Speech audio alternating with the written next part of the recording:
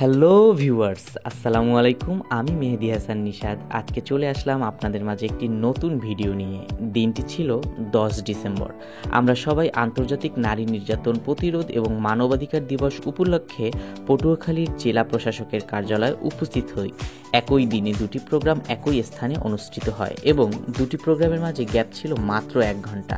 তাই আমরা এই 1 ঘন্টায় তাদের দেওয়া খাবারটি খুব ঝটপট খেয়ে রেডি হই ডিসি কোর্টের পাশে চমৎকার একটি সুন্দর জায়গা লেকের পাড়ে যাওয়ার জন্য।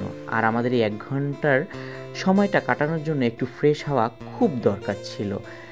আমার পাশে যে স্টুডেন্টরা হাঁটছে জলপাই কালারের ড্রেস পরে, তাদের প্রত্যেকের ডেজিগনেশন হচ্ছে গিয়ে তারা একজন নার্স, ইনক্লুডিং মি।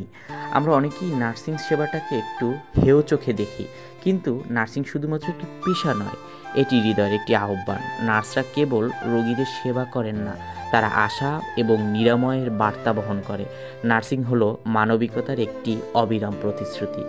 একজন নার্স প্রতিদিন এমন কিছু করে যা বহু মানুষ কল্পনাও করতে পারে না। নার্সিং শুধু চিকিৎসা নয়, এটি এক ধরনের ভালোবাসা। একজন নার্স হলো আশার এক জীবন্ত প্রতীক। এই নার্সরাই তাদের হাতের মমতা ছড়িয়ে রোগীদের জীবনে নতুন আলো নিয়ে আসবে।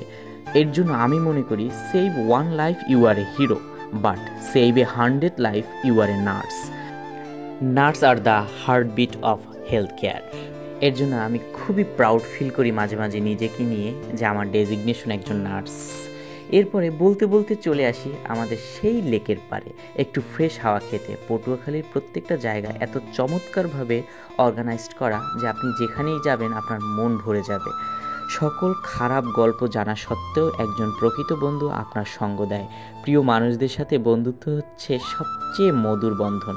আজকে ওদের এই বন্ধুত্ব আর বন্ধন দেখে আমার সেই কলেজ জীবনের কথা মনে পড়ে গেল। কারণ আমার কলেজ জীবনের দিনগুলো সব থেকে সুন্দর ছিল, যেখানে বন্ধুত্ব ছিল মুক্তির চাবি। কিন্তু এখন বর্তমানে আমার সকল বন্ধুরা যে যার লাইফ নিয়ে খুব ব্যস্ত।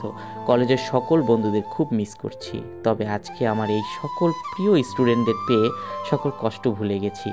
বন্ধুত্ব হলো পুরনো তেঁতুলের মতো, যতই পুরনো হয় তার আয়ুর্বেদিক ক্ষমতা ততই বাড়তে থাকে।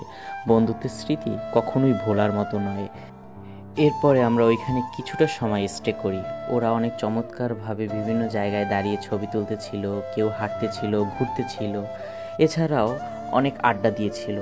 এরপর ওরা আমার সাথে কিছু ছবি তুললো, আমিও ওদের সাথে ছবি তুলেছি। সত্যি দিনটি খুব মজার ছিল, হাসি ঠাট্টা গল্প আড্ডায় ভরেছিল এই দিনটি।